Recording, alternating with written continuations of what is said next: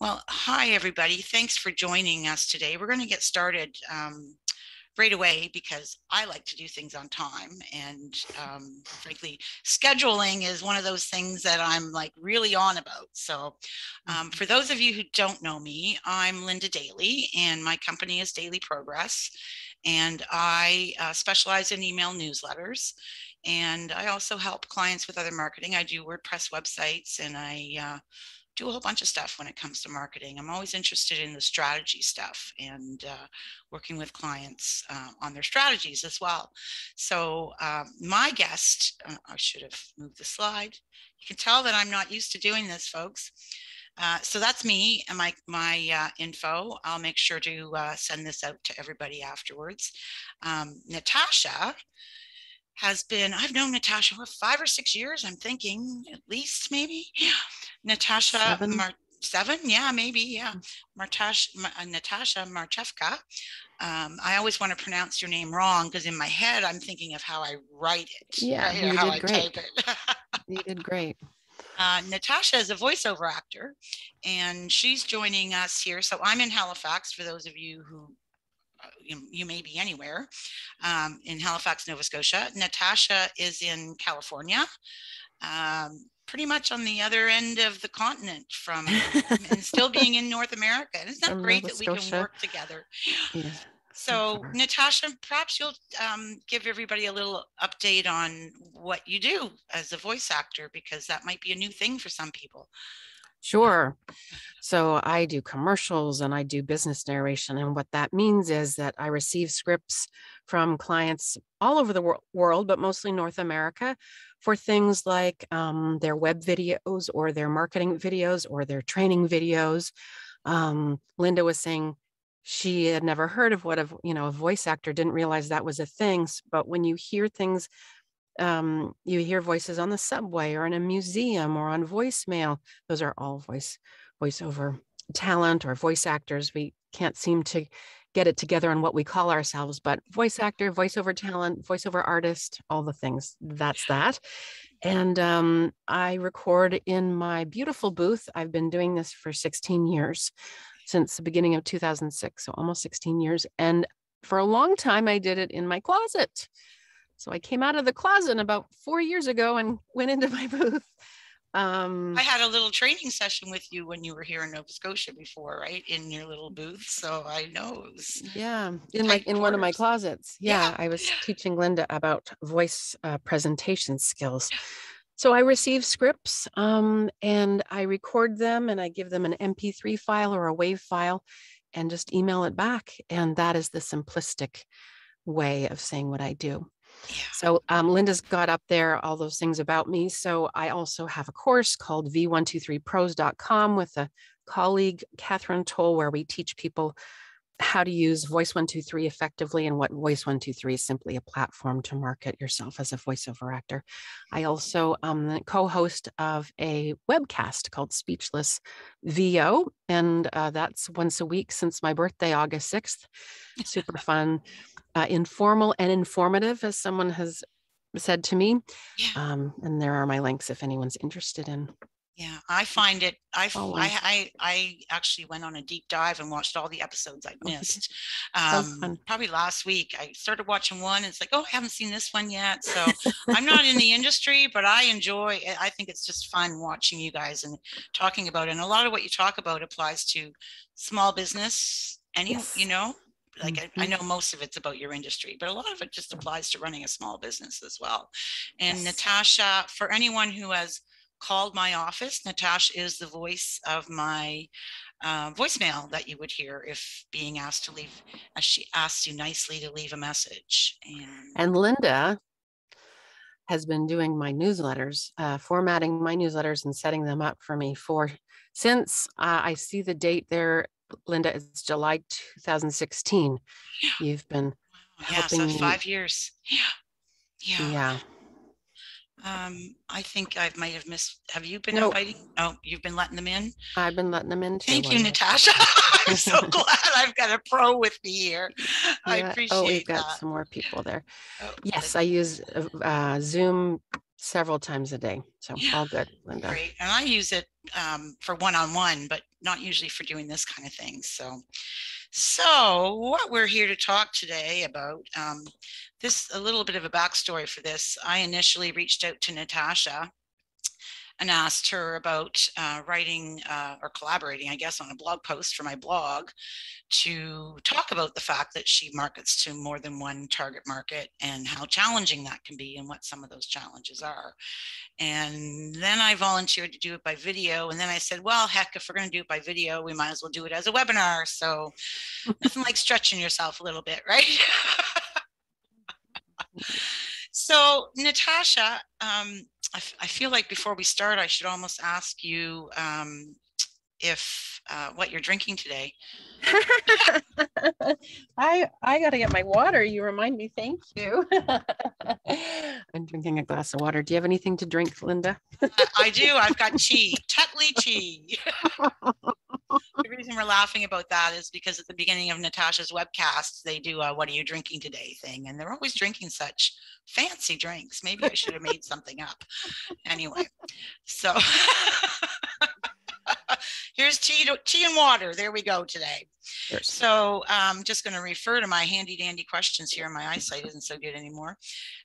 So I know a bit of your history, but for everybody else, I know at some point you realized that you needed to think about the fact that you were marketing to more than one target market, and how did that come about, and sort of what can you give us a little background on that? Yep. So it came in a backward sort of way. One of the things about being a voice talent is much of what you want to talk about actually attracts other voice talent. And that's not what we wanted to do. I didn't really want to attract voice talent. I wanted to attract hirers to myself. Right. But it's a very common sort of situation for voice actors who are deciding to put out blog posts or not webinars, podcasts and things to talk about voiceover. But that attracts other voice actors. So in the beginning, I struggled a little bit with, what am I doing? How do I do this? Because before my newsletter, I was writing blog posts. And I was actually emailing them to my clients and started a list just by sending the blog posts instead of a newsletter. And I know a few people had struggled with this about 6 or 7 years ago, where they're writing and writing and writing, and they were attracting voice talent instead of their clients. Yeah. Happens in marketing too. Right. Okay. And I figure in a lot of businesses. So I sort of went about it in a backwards way, in that I was, trying to nail down, what do I need to write for hirers? What do I need to write for hirers? And it's taken me years and years, basically, to whittle it down. And then I finally surrendered to the fact that voice talented are interested and voice talented are following me. So now I have also a separate list.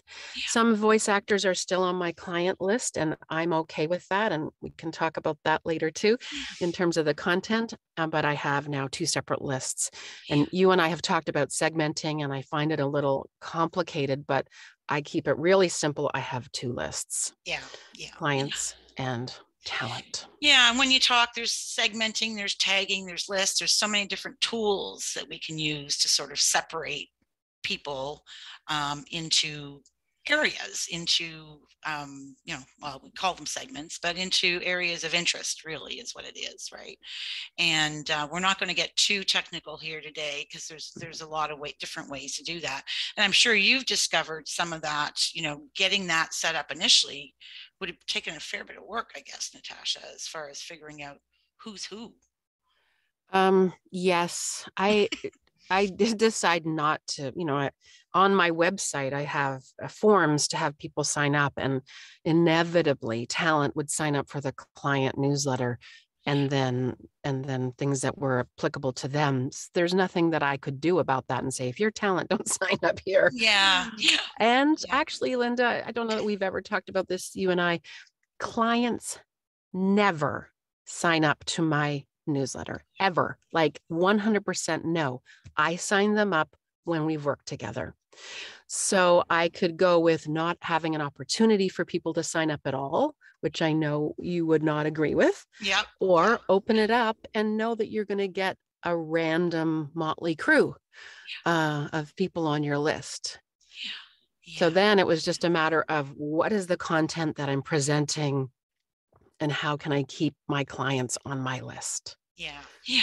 Yeah. And so having two separate sign up forms, that then obviously adds some complications as well, and setting that up. And I know initially when we first started working together, you did just have the one, like you said, the one sign up form. So I don't know if I'm asking for secrets or anything right here, but when you decided to start doing mailing to, so we're talking about emailing here now, but a lot of this applies to, sort of all the marketing. Like, how did you go about separating those lists, or did you just sign people up, or? Okay, so well, this is also relevant to the question in the chat. So someone asked about signing people up, and Linda, I will, certainly speak to the legal part of it. But when I started my client list, when I started my original blog post list / newsletter list, it was before the law would not allow it. So when I started my master list for clients, I included everyone who I'd ever emailed. And I downloaded all my contacts on LinkedIn, which you're not allowed to do anymore legally. No, yeah. So I used to recommend that to people. And things have evolved. So we were lucky back then. I started with a very robust list, and then people could unsubscribe and I couldn't get thrown in jail. Yeah. Once they're on your list for a while, and they haven't unsubscribed, legally, you can speak to that. But now, to answer the question that someone said, if you've worked with someone, it's not illegal to add them to your list. No, you're right. So I think going back to the question you asked me about how I was building the list and how the separation. So when I was blog posting or posting about things that talent would like, it then evolved into a course.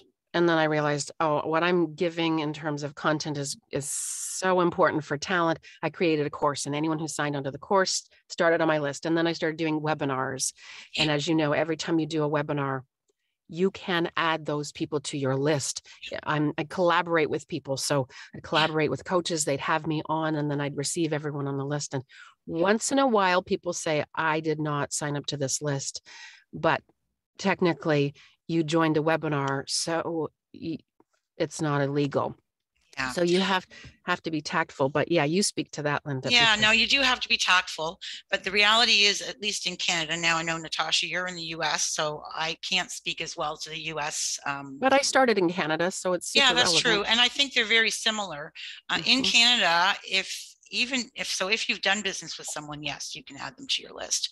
But you can add people to your list, especially if you're business to business. You can add someone and send an email to them about something that has to do with their business, as long as it's something to do with their business. So you can't, like say you were selling textbooks, you can email university professors about textbooks, but you can't email to sell them vacuum cleaners. That kind of thing, right? Right. So because I continue to speak about the thing that we originally spoke about, or you hired me for, I can continue to send them. Yeah, so exactly. I feel like that's a heavy load we carry as trying to do email marketing. And I hope that helps people, because it's a big block, but really it's quite simple. Yeah. We talk about voiceover. I do voiceover. We keep the email going. That shouldn't be a problem. Yeah, and as long as you give people a way out, an unsubscribe function.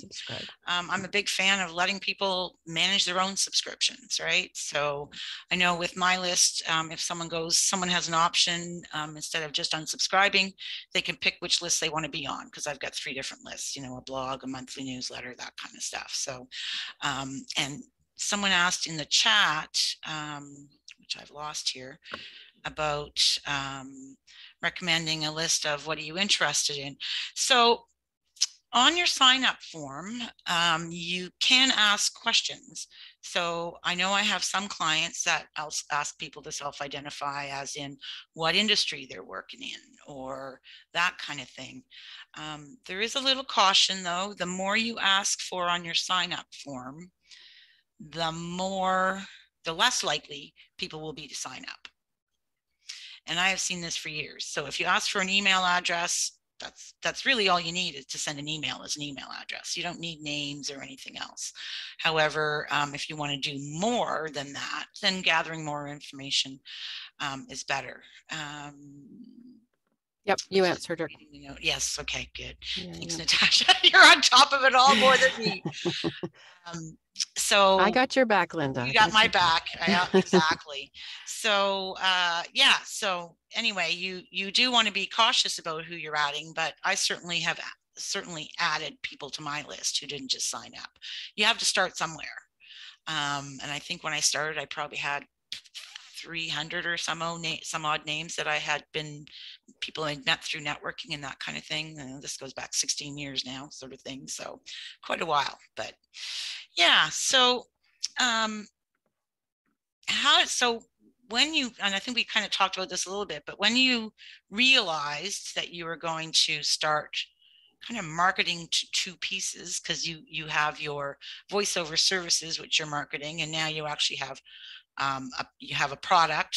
I don't mean now, because you've had different products for voiceover through the years. So how does that affect how you're marketing, and maybe even aside from just newsletters as well? Or am I putting you on the spot with this? No, you're not at all. It's big questions though. So my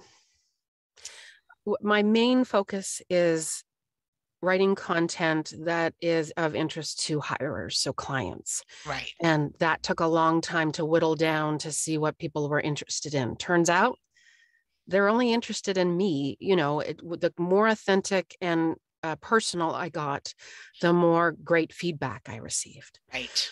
And the more I have I have my newsletter planner open. On the 6th newsletter I ever wrote, delivering voiceovers and an 11-pound baby at the same time. Right. I remember that got a ton of opens. So the more that I could tie in my personal and keep it relevant to business, because for me, everything in voiceover I can relate back to life in some way. And that's how I've carried on, is just trying to tie in where I am in the moment with, authentically with what's going on with me, and then make sure it's business related, so it's not woo woo or whatever. Yeah. Yeah. And then the voiceover talent list is not something that I'm thinking, okay, how can I grow this? It just grows. And I am not out to, how can I take money from these people? It's just been super organic. Yeah. So what I send to them are resources. They're free resources. Sometimes they include what I have as products. Yeah. But that's not my number one. For me, my number one is building trust and building a community within my own circle, because there are so many communities in voiceover. I'm not trying to be the community. Yeah. I love community. Yeah. And I want to be included in things. So I share resources in hopes that other people will share with me too. So that's been a friendly thing, and it's grown enormously. Whereas the client thing, as I said, nobody ever subscribes to my client newsletter. That is more, I need to put way more thought into that to make sure that I'm sharing me, I'm selling me a little bit, but I'm also making it interesting and consistent and engaging. Yeah, well, for people to get to know you, right? That's the thing really with content marketing. And one of my favorite quotes is something about, it's a way to show the world you're a rock star, other than just telling people you are, I'm great, as opposed, so you're just, showing them you are, and you're getting them to be, a bit more familiar with you and your personality, and, they can decide whether they like you or not, or whatever, and I'm of the opinion these days, we really do have to be, that word authentic has been used so much, and there's so many marketing words and stuff, right? But, you mentioned the word organic there a couple of times, which I think is really important as well, because none of this stuff happens overnight. You mentioned it's been, 6 years since you did your first newsletter, and I know you were blogging before that. And, so I think that's awesome. So,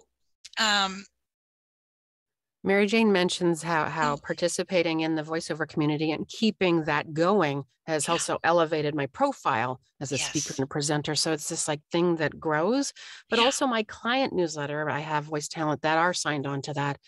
And that also elevates my credibility and my profile. So it's all just grown. And this is really why we're doing this, because we believe so strongly that when we put ourselves out there and people are attracted to us, what can we create from that and how can we embrace it? Yeah, absolutely. Absolutely. So the next question I had was, what made you realize you had two strategies? But I think we've kind of talked about that a fair bit throughout here. Was there sort of a sudden wake up? There was. I don't Sudden... exactly remember when it was. It wasn't really, maybe it wasn't sudden, but when I really started growing my list, I went, okay, well, this is a thing I can't just keep ignoring. I think the list was up to 1,000, the talent itself list. And I was thought, well, I got to do something with this list. This is, yeah. So, well, a list is value, right? So, and you've got it. So many people work to build it. Yeah. Yeah. So I couldn't just ignore it. So that's when I thought, okay, I need to be giving something to maintain this. Maybe I don't see yet in the long term what this list is about. I'm okay with that. That's how I run my business as well. I don't know why I'm doing this right now, but I see it has value. So maybe in 2 or 10 years, I'll be really glad I maintain some consistency with something. Yeah, for sure. Well, and you've always got options, right? So now and you have it separated. Every time you come up with a new marketing or idea or a new idea, you already have the audiences for it. Yes. Like my webcast, I just started it in August, and I knew that it would be of value to my list, and it covers so many bases, getting out there for my clients and getting video out there, but also serving my voiceover community. So it was a win-win all the way around. Yeah. So let me ask you about that, the webcast. Is that for one market or the other, or both? So I did Anita's Anita Kirkbride's twerp.ca 5-day challenge. Yeah, blueprint. I did it at least 2 times, maybe 3 times. And so what happened was I whittled down, who's my target? Because my clients are so diverse. It took me years to figure out who they are. Where are they? It took me years to figure out. And what should the content be? And so, keeping those things in mind, I need to be on YouTube. I need to be current.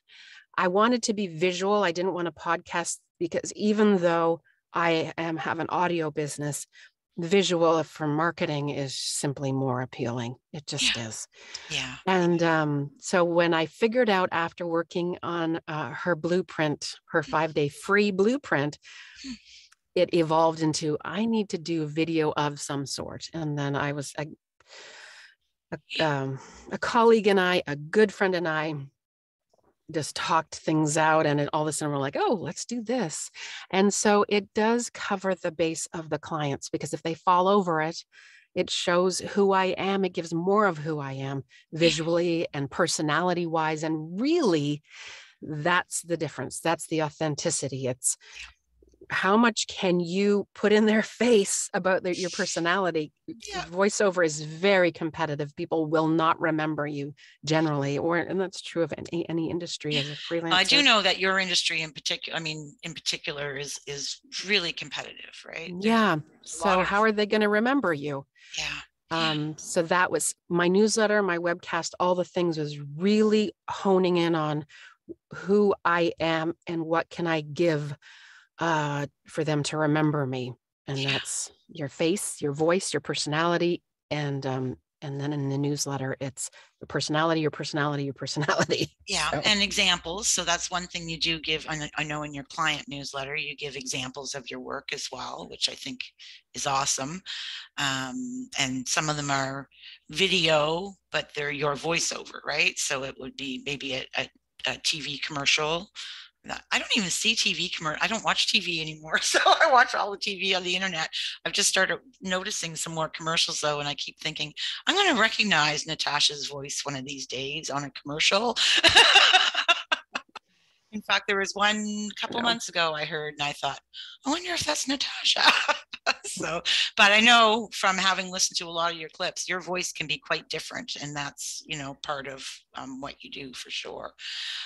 So we're down to just a few minutes left. Well, Mary Jane had said collaborations with others, how are they valuable? And so as you put yourself out there with the newsletter and the webcast or the newsletter, meeting people in my industry and outside my industry has been very helpful in moving me forward. And so I think I just want to rah about the newsletter, because collaborating with you, Linda, has taken my newsletter up to another level where I couldn't bring it. So visually, it's more beautiful because you collaborate. And then the proofing and all the checking and this and that, and then the technical bits that you give me that I can't do, takes my newsletter to another level, which I couldn't do.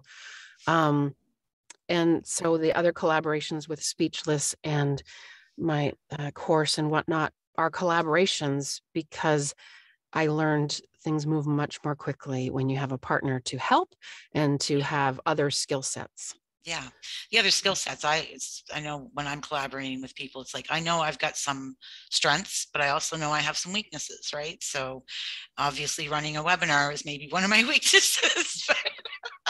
Well, you have all the info, all the content. This is the vehicle to, Yeah, exactly. Does anyone have any? Oh, so I guess one little piece, maybe of info. So someone that's starting out, do you have advice on, what their steps should be, their first steps? Yes, and I know you would support and expand on them too. The list doesn't have to be big. It can be a very small list. It can be 5 people, because you need to reach those people, whether they're 500 or 5. Your message needs to get across to keep building the relationship, right? So that's one. Number 2, content-wise, it took a long time, and a lot of my peers are like, what would I send in a newsletter? And it can be anything. I have friends have done, they just send pictures of where they live, often quite beautiful. Or another one sent a picture of her Great Dane, which was to me very entertaining. There are so many ways that you can reach out with an email newsletter that doesn't have to be elaborate. And so beyond just a photo, I thought about all the elements. How about a quote? How about, certainly samples of my work, but also how about, and it took a long time to remember, Linda, I had different elements and we would get rid of some and keep some and develop some new ones. So figure out what are all the elements that you can bring to the table, and they might not be in your industry. They might not be voiceover or marketing or whatever. It could be gardening. So what is your passion? Yeah. And so then you have a blurb about what's going in my garden right now. And as the seasons go by, you can show, and it doesn't have to take up the whole thing, but it will engage people in another level, right? So it's those, doesn't matter how many people you start with, and think of all the different buckets that you can create content with for whatever to engage people, to keep it about authentically you. And sharing. So those, for me, beginners, I think those are really important to remember. And I would just add, as I know with you, you kind of realized you were already in business before you realized you had this second market that you wanted to, that then you kind of decided, okay, I'm going to serve this second market, is kind of, and, sort of jumping on that and figuring out who's who, I think is, one of those important things right off the bat. I know I had a challenge years ago. I'd been building my list for a while, and then I decided, okay, I'm putting on events here in the Halifax area, and I wanted to be able to tell people about them, but I didn't want to have to tell everybody on my list about them. And it was like, well, it would be really useful for me to know who's local.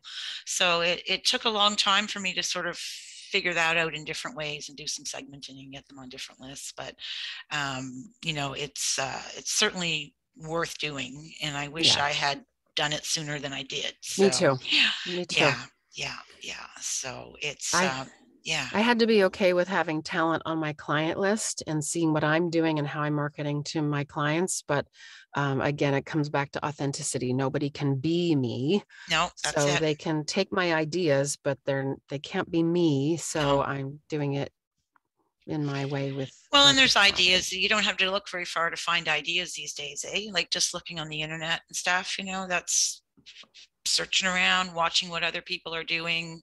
And if you're marketing, then you're going to be open to what other people are doing. So we're 2:30, and I know we said we'd sign off, but I just want to ask one more quick question, Natasha. What about social media? Does it make a difference on social media, what you're posting as far as your two target markets go? Are you posting for both, or how are you? Good question. I focus on clients and personal, so that if voice talent are attracted to me, they get to know me, they can find me in the voice talent circles. Yeah. But I really, it's a big machine, social media, big monster sucking up energy.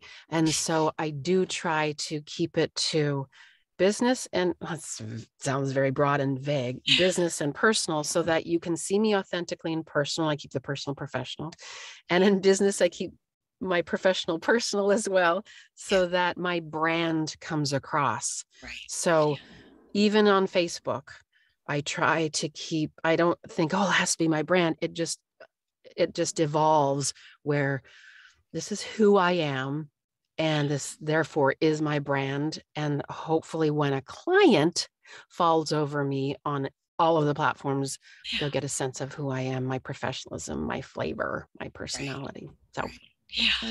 And I'm almost afraid to ask this question. When your client newsletter goes out monthly, as I know it does, do you ever get anyone getting in touch right away to do work for them? It's more like the long term. So people will just have me on, they'll have me in their inbox, and they might not even open it, but every so often I'll get a response from a newsletter that says, oh, can you do this? They will reply to the newsletter. And therefore, and they'll think, oh, they're asking for me to do a job, but it's attached to my newsletter. So I know that it's reminded, that's just a placeholder to remember me. Yeah, excellent. Good show. Yeah. Well, thank you so much, Natasha, for joining me here today. And thank you to and thanks, Natasha, for being co-host and helping me with all the technical stuff. Always my pleasure. And thank you, Linda, for elevating my game on a monthly basis with your expertise for my newsletter. Oh, well, I appreciate it. And working with you has given me a real interesting insight into a world that I did not know. And, having a variety of clients like that is so awesome. So, and thanks to everybody else who attended. I'm trying to look at the camera. To get used to that.